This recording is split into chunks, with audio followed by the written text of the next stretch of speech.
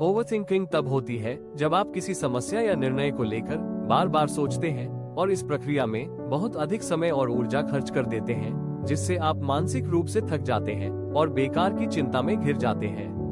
यह वैसा ही है जैसे आप एक ही विचार को बार बार दोहराते हैं, अलग अलग संभावनाओं की कल्पना करते हैं या इस बात से परेशान होते हैं कि आगे क्या गलत हो सकता है। सोचने में कोई बुराई नहीं है, लेकिन जब ये सोच जरूरत से ज्यादा हो जाए और आपको तनाव या उलझन देने लगे तो इसे ही ओवरथिंकिंग कहा जाता है। ऐसा लगता है जैसे आपका दिमाग समाधान की तरफ बढ़ने की बजाय एक ही जगह पर चक्कर काट रहा हो। आज हम इसी उलझन का हल जानेंगे। अगर आप भी बार बार सोचने की आदत से परेशान हैं, तो समझिए यह उसका आखिरी दिन है। आज हम बात करने वाले हैं स्टॉप ओवरथिंकिंग किताब के बारे में, जिसे निक ट्रेंटन ने लिखा है। इस किताब के समरी में आप चिंता को कम करने और अपने दिमाग पर नियंत्रण हासिल करने के प्रभावी इफेक्टिव तरीके सीखेंगे। भटकता हुआ मन दुखी मन होता है। अगर आप पिछली घटनाओं को एनालाइज करने और आने वाले पलों के बारे में इस हद तक चिंता करते हैं कि एक मामूली काम पर ध्यान केंद्रित नहीं कर पा रहे हैं, तो आप जरूरत से अत्यधिक सोच रहे हैं। हम में से बहुत से लोग आदतन ओवरथिंकर बन गए हैं, क्योंकि इससे हमें ये भ्रम इल्यूजन होता है कि हम जिस समस्या के बारे में ज्यादा सोच रहे हैं उसके समाधान के बारे में कुछ कर रहे हैं। ऐसी सोच के साथ अत्यधिक सोच से छुटकारा पाना लगभग असंभव है, भले ही आप एक सही प्लान बना लें। लेकिन अगर आपकी चिंता बढ़ेगी तो दिमाग ओवरथिंकिंग करता रहेगा। आपकी चिंता को तेजी से कम करने और दिमाग को नियंत्रण करने के लिए इसकी जड़ों पर काम करना होगा, जो आप इस समरी में सीखेंगे। किताब को आसानी से समझने के लिए हमने इसके महत्वपूर्ण बातों को 7 चैप्टर्स में एक्सप्लेन किया है। तो चलिए शुरू करते हैं। चैप्टर 1, ओवरथिंकिंग रोकने का तरीका। तरीका 1, 5 4 3 2 1 टेक्निक। मान लीजिए आपका दिमाग बहुत तेजी से भाग रहा है, जैसे एक ही बात को बार बार दोहराना। क्या होगा अगर ऐसा हो गया, या काश मैंने ऐसा किया होता। ऐसे में एक तरीका है जो तुरंत आपको रोक सकता है। 5 4 3 2 1 टेक्निक। ये तरीका आपका ध्यान इतने अच्छे से बांधता है कि आप फिर से अपने दिमाग पर कंट्रोल महसूस करने लगते हैं। कई डॉक्टर्स इसे एंजाइटी यानी घबराहट कम करने में यूज करते हैं।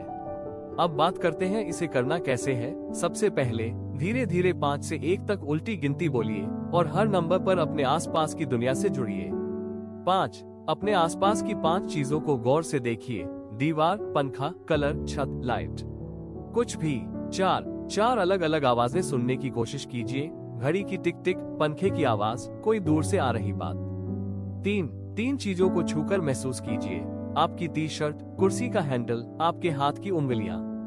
2 अलग अलग खुशबुएं नोटिस कीजिए, जैसे हाथ में ली हुई कोई चीज या हवा में कोई गंध। 1 और आखिर में एक स्वाद पहचानिए, मुंह में जो चल रहा है या कुछ भी जो याद आ जाए। अब जरा इसे ऐसे समझो, मान लो आपकी अवेयरनेस यानी आपकी जागरूकता एक बॉल की तरह है, जो दिमाग के अंदर ही अंदर घूमती रहती है, हर उस बात से टकरा रही है जिससे आप परेशान हैं। जैसे ही आप 5 4 3 2 1 स्टेप्स करना शुरू करते हैं, आपकी ये बॉल दिमाग से निकलकर आपके आसपास की चीजों में घूमने लगती है। आपने जैसे ही दीवार की बनावट या टेबल की लकड़ी की लाइनें देखी, बस उसी पल आपका दिमाग अब परेशान करने वाले विचारों से बाहर आ गया। Chapter 2, counter belief experiment. उल्टा सोचो। दिमाग को खोलो। अब एक बात समझो भैया, हर बार जब आप ज्यादा सोचने लगते हो यानी ओवरथिंकिंग करते हो, तो उसके पीछे कोई न कोई छुपी हुई कमजोर सी मान्यता बिलीफ होती है। मान लो आपको किसी प्रेजेंटेशन से पहले टेंशन हो रही है, तो आपके दिमाग के अंदर कहीं न कहीं ये चल रहा होता है, शायद मैं तैयार नहीं हूँ। अब यहीं से शुरू होती है गेम बदलने की काउंटर बिलीफ टेक्निक यानी उल्टा सोचने का प्रयोग। चलिए इसे 4 आसान स्टेप्स में समझते हैं। स्टेप 1, खुद से सवाल पूछो, असली बिलीफ क्या है। अपने आप से साफ साफ पूछो, मैं अपने बारे में क्या मान रहा हूँ? दूसरे लोग मेरे बारे में क्या सोचेंगे? क्या मुझे वाकई डरने की जरूरत है? जैसे मुझे लगता है मैं इस प्रेजेंटेशन के लिए तैयार नहीं हूँ। स्टेप 2, उस बिलीफ को पलटो, काउंटर बिलीफ बनाओ। अब जो बिलीफ डर पैदा कर रहा है उसका उल्टा सोचो। जैसे मैं इस प्रेजेंटेशन के लिए अच्छी तरह से तैयार हूँ। बस यहीं से खेल पलटना शुरू होता है। स्टेप 3, रेशियो 60 सेकंड का टेस्ट। मानो कि वो उल्टा सच है। अब 1 मिनट के लिए ऐसे सोचो और महसूस करो जैसे कि वो काउंटर बिलीफ सच है। पूरा 60 सेकंड ऐसे जियो जैसे, हाँ मैं पूरी तैयारी के साथ जा रहा हूँ, लोग मेरी बात ध्यान से सुनेंगे, मैं वैल्यू देने वाला हूँ। ये छोटे से रोल प्ले से दिमाग को डायरेक्शन मिलती है और फालतू विचारों की बिजली बंद हो जाती है। स्टेप 4, सबूत ढूंढो, अपनी सोच को मजबूत करो। अब पीछे मुड़कर देखो, क्या पहले कभी ऐसा हुआ है जब तुमने खुद को कम आंका लेकिन फिर भी अच्छा किया?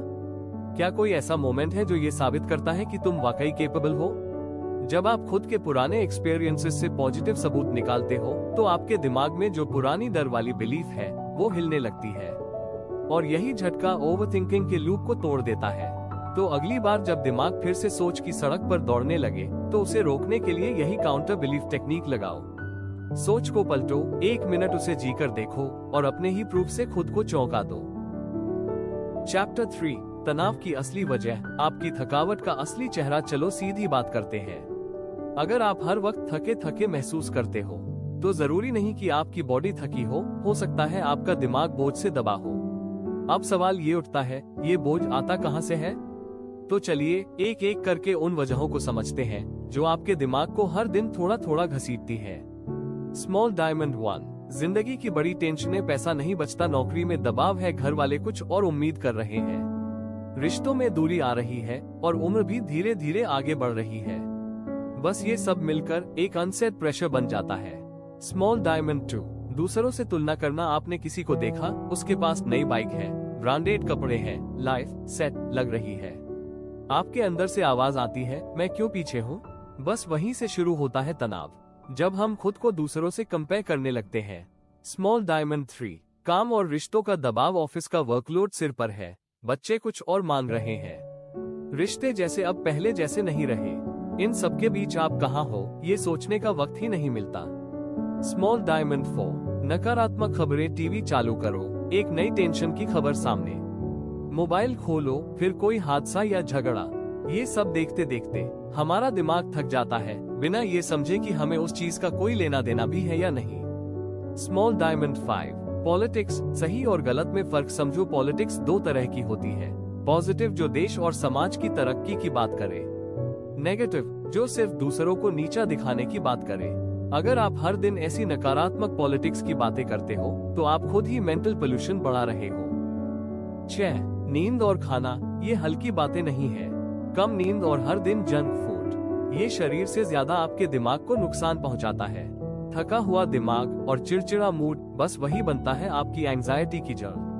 स्मॉल डायमंड 7, बीती बातें जो पीछा नहीं छोड़ती। कभी किसी ने कुछ कह दिया या कुछ ऐसा हुआ जो आपके दिल को तोड़ गया। अब वो बीती बात हर रात वापस आती है, जैसे कोई पुराना घाव बार बार खुल रहा हो। स्मॉल डायमंड 8, बैंक बैलेंस, सोच से ज्यादा असर, पैसों की चिंता सिर्फ एमी या खर्च तक सीमित नहीं रहती, वो धीरे धीरे सेल्फ वर्थ पर भी असर डालती है। मेरे पास पैसा नहीं है, ये सोच खुद को छोटा महसूस कराती है और वहीं से टेंशन बढ़ता है। स्मॉल डायमंड 9, माहौल, जैसा बाहर है वैसा ही अंदर बनता है। अगर आपका कमरा बिखरा हुआ है, ऑफिस की टेबल गंदी पड़ी है, हर जगह केओस फैला है, तो आपके दिमाग में भी ऑर्डर नहीं, कंफ्यूजन फैलेगा। इसलिए कहा जाता है अपने आसपास को साफ रखो, मन अपने आप शांत हो जाएगा।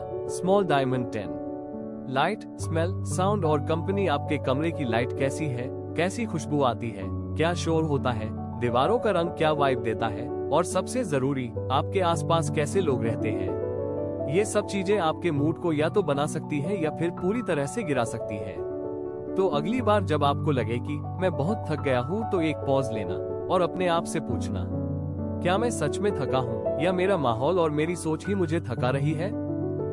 चैप्टर 4, ओवरथिंकिंग के खतरनाक परिणाम, जब सोच जहर बन जाती है। एक इंसान को याद करो, नाम है जेम्स। वो हर बात पर इतना सोचता था कि उसका दिमाग कभी आराम नहीं करता था। अब सोचिए अगर कोई हर दिन हर पल इसी हालत में जी रहा हो तो उसकी जिंदगी कैसी हो जाएगी। असल में हम में से कई लोग आज इसी दौर से गुजर रहे हैं, लेकिन फिर भी सोचते हैं कि चिंता कोई बड़ी बात नहीं, बस एक सोच है, आकर चली जाएगी। सच तो ये है कि चिंता सिर्फ सोच नहीं है, ये आपके शरीर, दिमाग, रिश्ते, काम और यहाँ तक कि आपकी आत्मा को भी छू जाती है। शरीर पर असर, जब आप बार बार किसी चिंता या डर में फंसते हैं तो दिमाग एक अलग सिस्टम एक्टिव कर देता है जिसे HPA एक्सेस कहते हैं। हाइपोथैलेमस, पिट्यूटरी और एड्रीनल ग्लैंड्स मिलकर आपके शरीर में ऐसे केमिकल्स छोड़ते हैं जो आपको किसी खतरे से लड़ने या भागने के लिए तैयार करते हैं। इससे क्या होता है, सिरदर्द, सांस तेज चलना, पसीना आना, मांसपेशियों में तनाव, पेट खराब, नींद का टूटना और इम्यून सिस्टम तक कमजोर होना शुरू हो जाता है। अगर ये सब 1-2 दिन हो तो चलता है, लेकिन अगर हर रोज हो तो धीरे धीरे शरीर बीमारियों का घर बन जाता है। दिमाग पर असर, आपको थकान महसूस होती है, ध्यान नहीं लगता, मूड खराब रहता है, आप में चिड़चिड़ापन आ जाता है, सेक्सुअल डिजायर और भूख तक कम हो जाती है, बुरे सपने आते हैं और डिप्रेशन जैसे हालात बनने लगते हैं। यही नहीं, आपका आत्मविश्वास भी टूटने लगता है, आप खुद से नेगेटिव बातें करने लगते हैं और अपनी काबिलियत पर शक करने लगते हैं। रिश्तों और सामाजिक जीवन पर असर, ओवरथिंकिंग आपको अकेला करने लगता है, आप लोगों से मिलना बंद कर देते हैं, रिश्तों में दिलचस्पी कम होने लगती है, काम में परफॉर्मेंस गिर जाता है और कभी कभी लोग नशे या नुकसानदेह आदतों की तरफ बढ़ने लगते हैं। जब इंसान लगातार टेंशन में रहता है तो वो अपनी लाइफ का मकसद और जीने का जोश तक खो देता है, उसे ना प्लान करने का मन करता है, ना किसी की मदद करने का, सब कुछ फिजूल लगने लगता है। और सबसे खतरनाक बात ये होती है कि बार बार सोचने की ये आदत खुद ब खुद आपको और ज्यादा सोचने पर मजबूर करती है। जब आप बार बार एक ही चीज पर सोचते हैं तो छोटी सी बात भी बहुत बड़ी लगने लगती है, फिर आप खराब फैसले लेने लगते हैं, जैसे देर तक जागना, बिना भूख के खाना या खुद से कट जाना। ओवरथिंकिंग धीरे धीरे आपके शरीर, दिमाग और आत्मा को अंदर से खोखला कर देती है, लेकिन सबसे अच्छी बात यह है कि सोचने का तरीका बदला जा सकता है। अगर आप अपने दिमाग को सही दिशा देना सीख ले तो आप चिंता से बाहर निकल सकते हैं। थोड़ा अभ्यास, थोड़ी अवेयरनेस और थोड़ी हिम्मत, बस यही चाहिए। चैप्टर 5, तनाव प्रबंधक के 4 A's ओवरथिंकिंग के तूफान में। यह मेथड्स एक जीवन सेफ्टी बोट की तरह है। यह मेथड्स हैं अवॉइड, ऑल्टर, एक्सेप्ट और अडेप्ट। जीवन के हर तनाव से डील करने में यही 4 मेथड्स काम आते हैं। अवॉइड, तो सबसे पहली चीज है अवॉइड। ये सुनने में आसान लगता है, लेकिन जीवन में बहुत सी परेशानियां हैं जिनसे आप आसानी से दूर नहीं जा सकते हैं। हम जीवन में हर चीज को नियंत्रित नहीं कर सकते, लेकिन आप अपनी शर्तों को प्रबंध कर सकते हैं ताकि आपको तनावपूर्ण माहौल में या तनावपूर्ण लोगों के साथ न रहना पड़े। इस बारे में सोचें कि आपके आसपास के माहौल में आप किससे तनावपूर्ण हो रहे हैं और आप इसे कैसे नियंत्रित कर सकते हैं या पूरी तरह दूर कर सकते हैं। इसके लिए कुछ इस तरह कर सकते हैं। मान लें सैटरडे को रिटेल आउटलेट में बहुत भीड़ होती है, तो आप अपनी शॉपिंग के समय को कम भीड़ वाले समय के लिए रीशेड्यूल कर सकते हैं ताकि आप अपनी वीकली शॉपिंग सबसे शांत समय पर कर सकें। इस तरह अगर आप इसे टाल देते हैं तो बिजी सुपरमार्केट के तनाव को नियंत्रित करने की कोई जरूरत ही नहीं होगी। ठीक इसी तरह आप तनावपूर्ण लोगों से भी बच सकते हैं। अगर आपको लगता है कि जब आपकी फैमिली हॉलिडेज के समय आपके साथ रहने आती है तो आपका तनाव बढ़ जाता है, तो उन्हें पास के किसी रूम में ठहराने का तरीका ढूंढें या ऐसी किसी भी गतिविधि की प्लानिंग करने से बचें जहां आप घंटों एक कमरे में एक साथ अकेले हो और आपके पास एक दूसरे को तनाव देने के अलावा कोई काम ना हो। जब आप तनाव से बचते हैं तो जिम्मेदारियों से भाग नहीं रहे होते या असल समस्याओं से इनकार नहीं कर रहे होते। आप बस उस तनाव को नहीं कहना सीख रहे हैं जो अनावश्यक और नुकसानदायक है। आप उन स्थितियों और लोगों को हमेशा ना कह सकते हैं जो आपके रिसोर्सेज से बहुत ज्यादा डिमांड करते हैं। वे रिसोर्सेज मेंटल एनर्जी, अटेंशन, पैसे और आपका समय हो सकते हैं। अगर जीवन में कोई चीज आपका सारा समय बर्बाद कर रही है तो उसे नो कहने से रुके नहीं। ऑल्टर, अपना वर्क शेड्यूल देखें और उन 2 या 3 चीजों से छुटकारा पाएं जो बहुत जरूरी नहीं है। इसके लिए वो काम किसी और को सौंपें या किसी और को जिम्मेदारी लेने दें। तो अगली बार जब आप किसी तनावपूर्ण स्थिति का सामना करें तो अपने आप से पूछें, क्या मैं इस पूरी चीज से बच सकता हूँ? अगर आप कर सकते हैं तो करें। अगर ऐसा नहीं कर सकते हैं तो उस स्थिति को बदलने के तरीके ढूंढें। आपके पास हमेशा दूसरों से अपना व्यवहार बदलने के लिए कहने का विकल्प होता है। उदाहरण के लिए, अगर बाबर आपके बाल आपके अनुसार नहीं काट रहा तो उन्हें ठीक से काटने के लिए कहें। चुपचाप परेशानी को सहने के बजाय अपनी जरूरतों और अनुभूतियों को सीधे कम्युनिकेट करें। अगर आप अपने दोस्त को साफ साफ यह नहीं बताते हैं कि उसके बेवकूफी वाले चुटकुले आपको ठेस पहुंचाते हैं, तो चुपचाप बैठकर उसे सुनने की बजाय उसे ये बताएं कि आप कैसा महसूस करते हैं और उसे रुकने के लिए कहें। हम जीवन में हर तनाव से बच नहीं सकते हैं, लेकिन ये घटनाएं कैसे होते हैं, इसमें हमारा ही योगदान होता है। स्ट्रेस कम करने के लिए लोगों से बात करें। इसके अलावा अगर आप उस स्थिति को टाल नहीं सकते तो उस समय को पास करते हुए तनाव टालने का तरीका अपनाएं। उदाहरण के लिए, अगर सैटरडे को ही स्टोर पर जा सकते हैं, उसके अलावा समय नहीं मिल पाता, तो अपने फोन पर हमारी ऑडियो बुक चलाएं और शॉपिंग करते समय इसे सुनें। अगर आप किसी बोरिंग पार्टी में जाने को टाल नहीं सकते तो जाएं, लेकिन शुरुआत में क्लियरली कह दें, दुर्भाग्यवश मुझे 1 घंटे में जाना होगा। इस तरह जिस तनाव से आप बच नहीं सकते, तो अपने आप से पूछें कि आप इसे बदलने के लिए क्या कर सकते हैं। अगर आपका जवाब ज्यादातर ना है, तो आपको एक कदम आगे बढ़कर इसे स्वीकार करने की जरूरत होगी। एक्सेप्ट। सबसे पहले, अगर आप किसी चीज को नापसंद करते हैं, तो इस बारे में क्लियर रहें। स्वीकारना का मतलब ये दिखावा करना नहीं है कि आप वैसा महसूस नहीं करते जैसा आप सच महसूस कर रहे हैं, बल्कि वही दिखाना है जो आप सच में महसूस कर रहे हैं। उदाहरण के लिए, आपके पार्टनर ने रिसेंटली मैसेज के द्वारा आपसे संबंध तोड़ लिया है और आप उसके इस निर्णय के बारे में बहुत कुछ नहीं कर सकते, तो अपनी अनुभूति को शेयर करने के लिए किसी दोस्त को फोन करके स्थिति को स्वीकार करने पर काम कर सकते हैं। अगर स्थिति ऐसी है जिसमें आपके साथ इनजस्टिस हुआ है, तो एक्सेप्ट करके माफ कर दें। याद रखें कि माफ करना एक ऐसी चीज है जो आप अपने लिए करते हैं, न कि दूसरे इंसान के लिए। जब आप माफ करते हैं, तो आप दूसरे इंसान पर नाराजगी जताने और उसे ब्लेम करने के तनाव और बर्बाद होने वाली ऊर्जा से खुद को आजाद कर रहे होते हैं। कभी कभी हम खुद बाहरी स्थितियों को नहीं बदल सकते, लेकिन उस समय आप ये देख सकते हैं कि अंदर से उनके बारे में कैसे बात करनी है और सकारात्मक लहजे का इस्तेमाल करना है। उदाहरण के लिए, ये कहने के बजाय, मैं अपने एग्जाम्स में फेल हो गया और अपनी फैमिली का पैसा बर्बाद कर दिया, मैंने भी बहुत मेहनत की, इसके बावजूद पास नहीं हुआ, मैं कितना बेवकूफ हूँ। आप कह सकते हैं, मैंने गलती की है और मैं इससे खुश नहीं हूँ, लेकिन यह एक घटना मुझे परिभाषित नहीं करता। मैं इन गलतियों से सीखकर आगे बढ़ूंगा और अगली बार बेहतर प्रदर्शित करूंगा। एक्सेप्टेंस का मतलब यह नहीं है कि जो हुआ उससे हम सहमत करते हैं या आपको ये पसंद है और इसे बदलने की कोशिश नहीं करनी चाहिए। इसका मतलब सिर्फ ये है कि हम उस चीज को शांति से स्वीकार करते हैं जिसे आप हकीकत में नहीं बदल सकते, इसलिए उस पर ध्यान केंद्रित करें जो आप कर सकते हैं। अडैप्ट। लॉन्ग टर्म में अगर आप कस्टमाइजेशन कर सके तो तनाव को बहुत अच्छी तरह से मैनेज कर सकेंगे। कस्टमाइजेशन का मतलब है आपके दुनिया को देखने के नजरिए, आपके लक्ष्यों, आपके बिलीफ्स और एक्सपेक्टेशंस में जरूरत के अनुसार बदलाव करना। किसी ऐसे इंसान की तरह न बने जो परफेक्शनिस्ट मानसिकता का है और हमेशा परफेक्शन के चक्कर में इसलिए तनाव में रहता है क्योंकि वो अक्सर भी अपने तय किए हुए स्टैंडर्ड्स को पूरा नहीं कर पाता।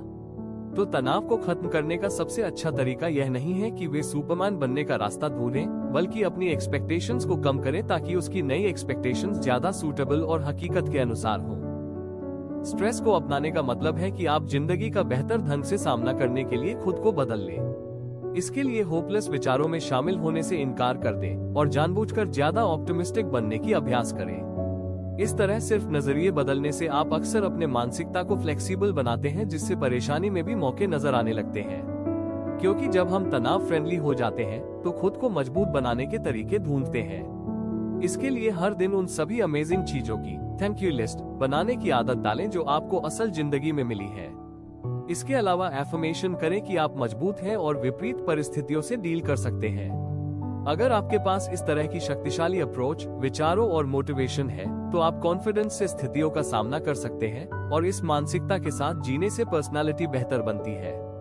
तो ये है स्ट्रेस मैनेजमेंट के 4 प्रिंसिपल्स। जब आप खुद को तनाव में महसूस करें, तो रुकें और उसे देखें। स्थिति चाहे कितनी भी तनावपूर्ण हो, आपके लिए सक्रिय इसे डील करने का तरीका हमेशा मौजूद होता है।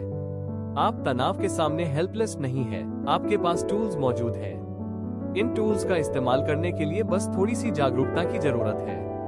उदाहरण के लिए, वर्कप्लेस पर कोई कॉलीग आपको हर दिन तनाव देता है, तो चुप रहने के बजाय रुकें और पूछें कि क्या आप कॉलीग से बच सकते हैं। कैफेटेरिया में उनसे मिलने से बचने के लिए अलग समय पर लंच करें या फिजिकली उनसे दूर बैठें। लेकिन मान लीजिए कि आप वीकली मीटिंग्स में उनका सामना करने से बच नहीं पाते, यहीं पर वे अक्सर आपको परेशान करते हैं या आपके आइडियाज चुरा लेते हैं, तो आप स्थिति को बदलने के तरीकों के बारे सोचें, जैसे आप मीटिंग से जल्दी बाहर कैसे निकल सकते हैं। आप अपने कॉलीग से पर्सनली बात करें और अपनी चिंताओं को शेयर करें कि मैं आपके इस व्यवहार से मीटिंग में अनकंफर्टेबल महसूस करता हूं। जब आप मुझे रोकते हैं तो लगता है कि मुझे रिजेक्ट कर दिया गया है। अगली बार मीटिंग में आप अपने आइडियाज शेयर करें और कृपया मुझसे थोड़ा सीमा में रहें। अगर इनमें से कुछ भी हकीकत में संभव नहीं है, तो स्थिति को स्वीकार करें।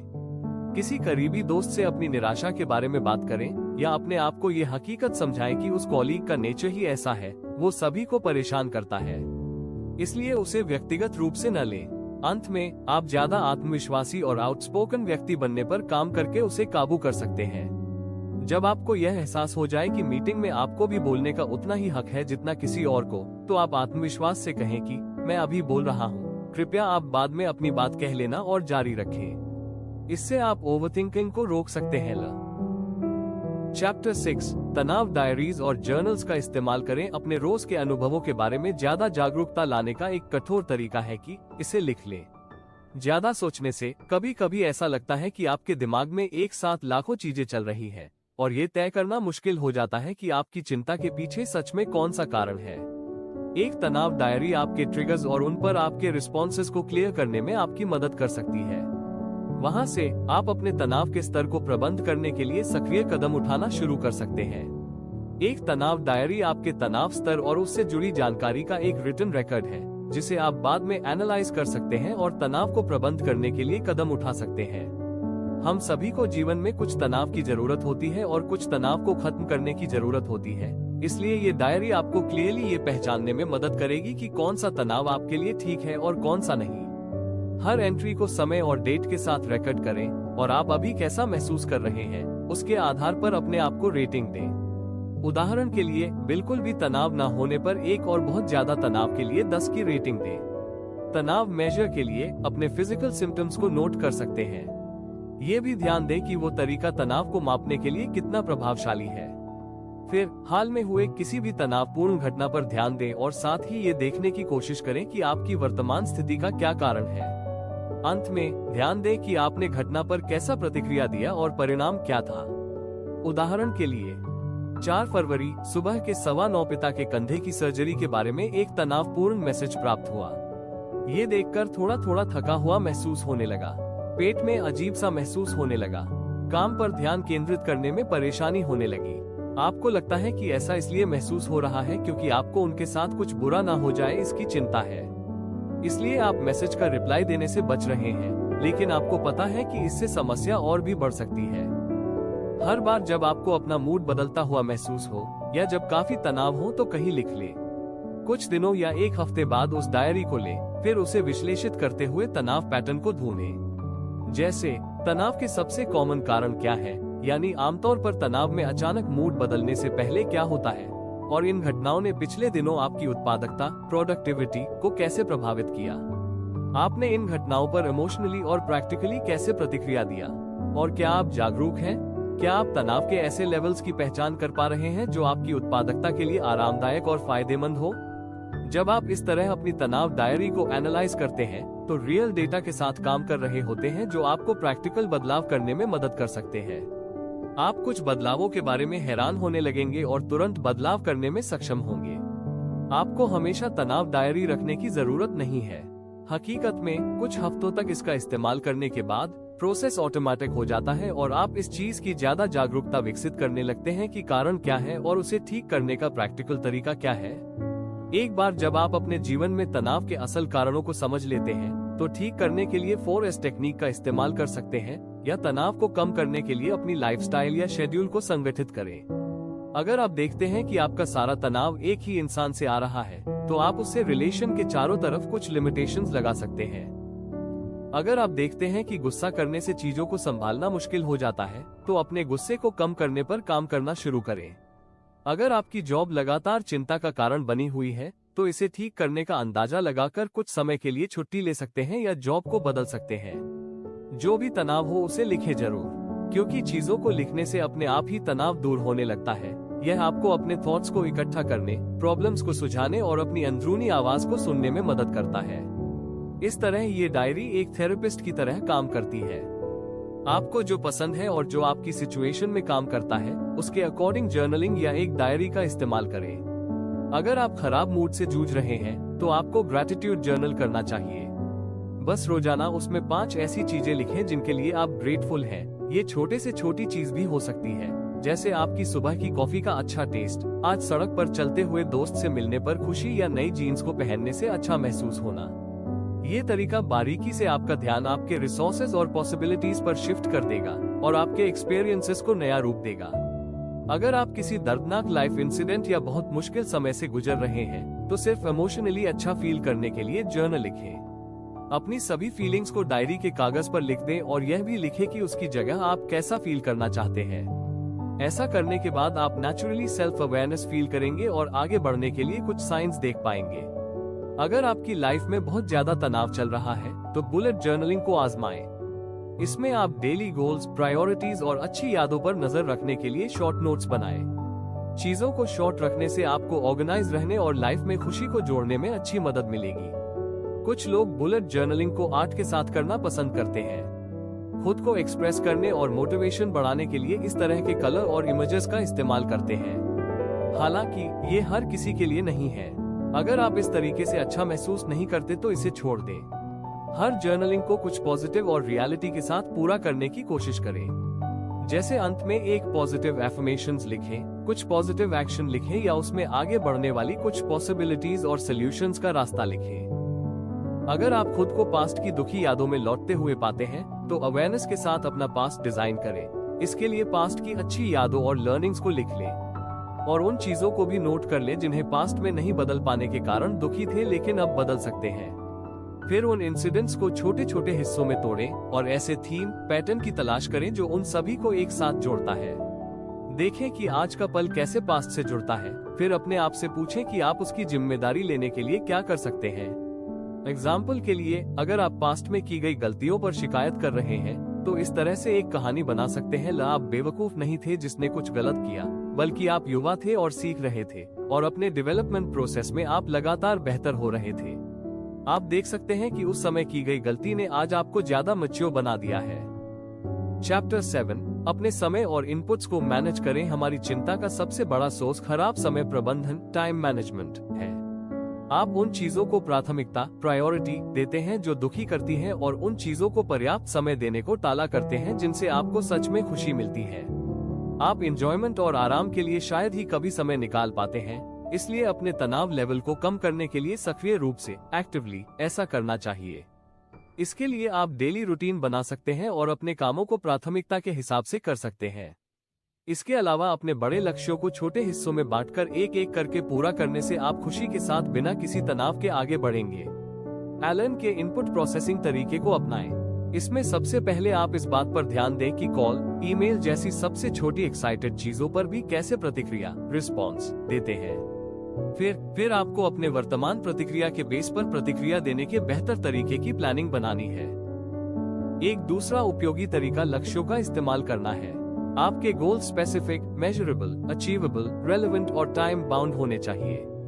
अपने लक्ष्यों को बहुत स्पेसिफिक डिटेल्स के साथ नोट करें ताकि आप जान सके कि सच में क्या करना है। फिर यह मेजर के लिए कोई स्टैंडर्ड या पैमाना बनाएं जिससे आपको पता चलेगा कि आपने ये लक्ष्य हासिल कर लिया है। तय करें कि आप लक्ष्य हासिल करने लायक हो। कुछ ऐसा नहीं होना चाहिए जिसे सिर्फ सपने में देखा जा सके, हकीकत में उसका कोई एग्जिस्टेंस ही न हो। देखें कि यह लक्ष्य आपके जीवन की वैल्यूज से कैसे जुड़ा है और इसे हासिल करने से आपकी लाइफ में कौन सा पर्पस पूरा होगा। अंत में इस लक्ष्य को पूरा करने के लिए एक समय सीमा तय करें ताकि आप इसे तय समय में पूरा कर सकें। निष्कर्ष, आखिर में क्या समझ आया? तो दोस्तों, ये थी स्टॉप ओवरथिंकिंग किताब की पूरी कहानी। अब तक हमने क्या सीखा, एक बार फिर से याद करते हैं ताकि बात दिल और दिमाग दोनों में बैठ जाए। सबसे पहली बात, ओवरथिंकिंग यानी एक ही बात को बार बार, बेवजह और बिना किसी समाधान के सोचते रहना। और जब हम जरूरत से ज्यादा सोचते हैं तो सोच हमारी ताकत नहीं, हमारी सबसे बड़ी कमजोरी बन जाती है। लेकिन घबराने की जरूरत नहीं, किताब ने हमें इससे बाहर निकलने के लिए कुछ बेहद आसान लेकिन असरदार तरीके दिए हैं। पहला तरीका, 5, 4, 3, 2, 1 तकनीक। जब भी दिमाग में तनाव या घबराहट महसूस हो तो 5 से 1 तक उल्टी गिनती करें और हर गिनती के साथ अपनी एक इंद्रिय को सक्रिय करें। 5 चीजें देखें, 4 आवाजें सुने, 3 चीजों को छूकर महसूस करें, 2 अलग अलग खुशबू सूंघें और 1 स्वाद पहचानें। इससे दिमाग प्रेजेंट मोमेंट में लौट आता है और ओवरथिंकिंग का चक्र टूटने लगता है। दूसरा तरीका, चिंता करने के लिए एक समय तय करें। जी हाँ, अगर कोई बात आपको बार बार परेशान कर रही है तो उसे मना मत करो, बल्कि दिन का एक खास समय तय करो सिर्फ चिंता करने के लिए। अक्सर क्या होता है, जब वो समय आता है तो या तो चिंता की बात छोटी लगती है या फिर हम उसे भूल ही चुके होते हैं। तीसरी बात, अपने आसपास की पॉजिटिव चीजों पर ध्यान दो, जिन चीजों के लिए हम शुक्रगुजार हो सकते हैं। जो हमारे पास है, जो अच्छा चल रहा है वो सोचो, क्योंकि जब ध्यान सही चीज पर जाता है तो एनर्जी भी उसी तरफ बढ़ती है। स्टॉप ओवरथिंकिंग किताब की समीक्षा। स्टॉप ओवरथिंकिंग लेखक निक ट्रेंटन की एक शानदार और जमीन से जुड़ी हुई गाइड है। ये सिर्फ एक किताब नहीं, एक प्रैक्टिकल टूलबॉक्स है जिसमें आपको ओवरथिंकिंग से बाहर निकालने के लिए सिंपल, एक्शनेबल टेक्निक्स मिलती हैं। ये किताब न सिर्फ सोच की समस्या को समझाती है बल्कि आपको सॉल्यूशंस भी देती है। माइंडफुलनेस और कॉग्निटिव बिहेवियरल थेरेपी (CBT) जैसी प्रूवन मेथड्स को जोड़कर ये आपको ये सिखाती है कि कैसे नकारात्मक सोच को रोका जाए, फैसले लेना आसान बनाया जाए और दिमाग को अपना दोस्त बनाया जाए। अगर आप भी अपनी सोच की बागडोर अपने हाथ में लेना चाहते हैं तो ये किताब आपके लिए ट्रेजर से कम नहीं है। अब आपसे एक आखिरी छोटी सी रिक्वेस्ट, अगर आपको ये समरी पसंद आई हो, अगर आपने इससे कुछ नया सीखा हो तो इसे लाइक जरूर करें, सब्सक्राइब करना न भूलें और अपने उन दोस्तों के साथ शेयर करें जो हर छोटी बात पर ओवरथिंक कर करके थक चुके हैं, क्योंकि शायद आपका एक शेयर किसी की सोच बदल दे और उसकी जिंदगी भी। मिलते हैं अगली किताब के साथ, तब तक के लिए खुश सोचिए, सही सोचिए और अपने दिमाग को अपना दोस्त बनाइए। धन्यवाद।